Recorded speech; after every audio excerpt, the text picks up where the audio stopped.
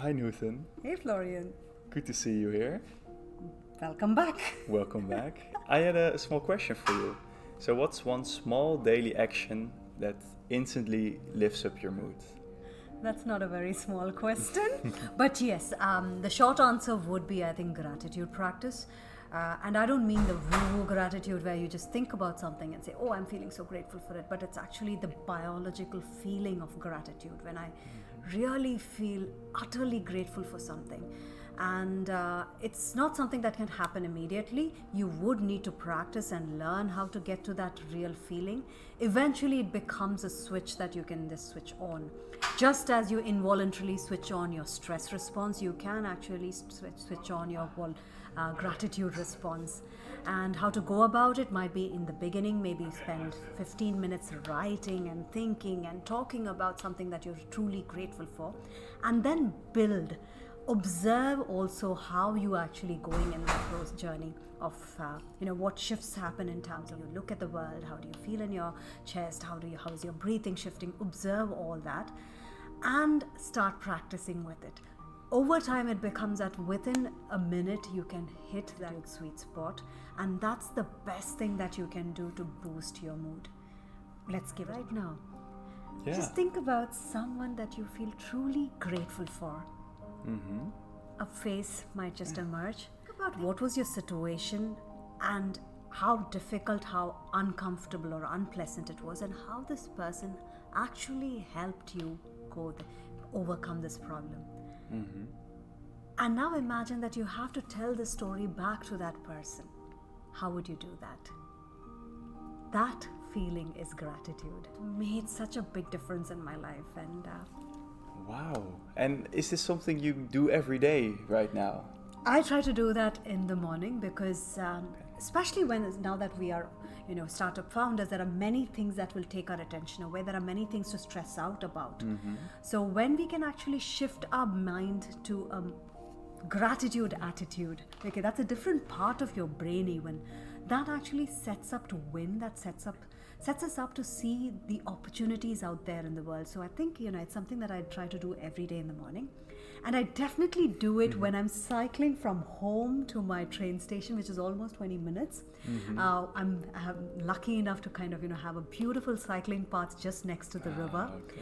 And as I go through that path, every distance post, I don't know what you call it, it's like a marker to say how much of distance. Every time I pass by one, I thank someone related to the work I do. Wow, yeah. So it could be a client, it could be a vendor, it could be a supplier, it could be a well-wisher, a champion, somebody who's supporting my work. And by the time I reach the train station, I'm good to go. And it doesn't matter how bad my day can be in terms of, because I don't control what can happen in the day, but just like that, I'm in a great space to deal with it. I love that. I will try that out myself. Every bowl I see, I will get some gratitude in me. And what I found sometimes difficult is sometimes it's not a beautiful day, or sometimes it's raining during my commute. How do I get myself to then think and see things in a grateful way? It's absolutely natural, and it's our default to look at what is stressing us, or the stressors, the triggers, as well as what's not working for us, what's going against our expectation. Our expectation is it's going to be a sunny day, it's going to be bright and comfortable, but it's raining.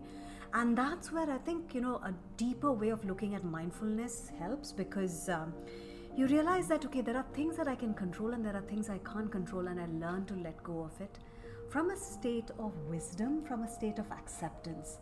These are very simple words, but it's an experience. It's a biological experience. And the moment you have that, it becomes easier. So the ones I see who can, smile through a dark day, whether it's a dark sky or it's a dark phase of life, are the ones who realize that, hey, we don't have so much of control that we can exert on our life. There are many things beyond our control. And how can I accept it? and how can I still try to make the best of it? Because end of the day, happiness is your responsibility. Yes, to an extent we are dependent on the government, on the policy to make sure that we have a good life, but beyond a point, it's our responsibility. Genetics plays around 50% role, so if you have happy parents, you're lucky. If not, it's still 50%. You have 10% based on circumstances all the way ranging from war to a promotion, to a client saying no to you, anything. But then 40% is still with you. Oh, wow. So how do I improve that baseline? So it's practice. You falter many times, but then you work with it, and sometimes it's just age. Yeah, do we get happier when we go and turn older? So the ones I love to learn from are the ones who became happier as they grow older. But that's not always the case, because it's ultimately habits. Whatever habits that we develop and we work on, just like a muscle, that's the one that we can actually grow and develop, and we can rely on in future. So if you've been working on your happiness muscle, you will be happier. If you've been working on your kindness, your gratitude muscle, you would be kinder, more grateful. But on the other hand, if you've been giving into every trigger, every stressful situation, every stressor by feeling that, okay, I have no control in the world, becoming a victim, feeling helpless, the learned helplessness, then that's your future. So, there's a beautiful story which kind of says that, it's ultimately your thoughts that turn into your words, that turn into your actions, and your actions turn into your habits. And your habits ultimately is your destiny. So as you grow older, if someone is happier, it's not because they have had everything, it's because they've worked on it voluntarily or maybe even unknowingly. Oh, that is amazing. I love these tips. I think we can all use these tips in our own life. So thank you so much, Nuthan. Thank you.